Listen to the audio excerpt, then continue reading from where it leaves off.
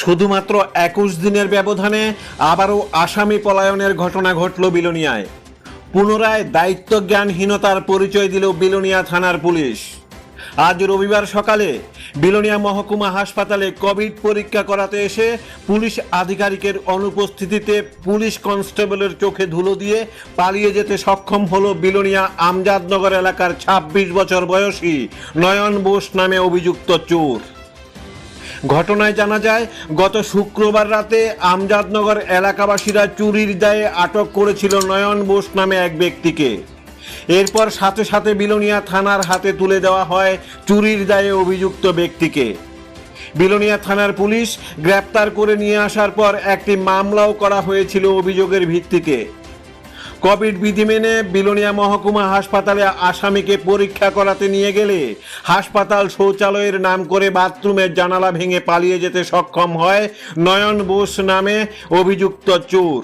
প্রসঙ্গত, গত ১ আগস্ট আমজাদনগর এলাকায় চুরির দায়ে অভিযুক্ত ইব্রাহিম মিয়া নামে এক ব্যক্তিকে বিলোনিয়া থানার হাতে তুলে দেওয়ার পর পুলিশ আধিকারিকের অনুপস্থিতির সুযোগ নিয়ে বিলোনিয়া মহকুমা হাসপাতাল থেকে পুলিশ কনস্টেবলের চোখে ধুলো দিয়ে পালিয়ে যেতে সক্ষম হয়েছিল ওই কুখ্যাত চোর।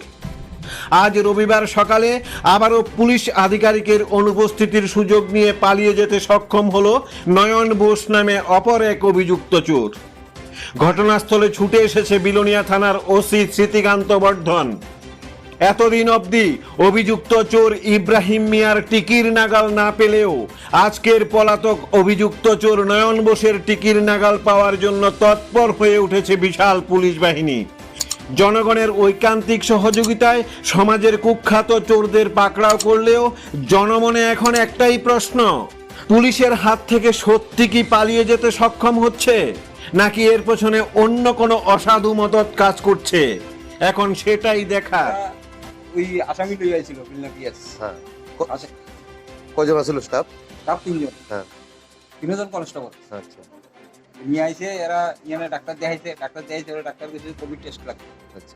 তারা কোভিড টেস্টের লেগে নিয়ে আইছে। এই কইছে কচাপ করিব, কচাপের রুমে গেছে, ভেন্টিলেটর ভাঙিয়ে দিয়ে বেরিয়ে গেছে। কতক্ষণ হয়েছে ঘটনা? এই কত মিনিট ১৫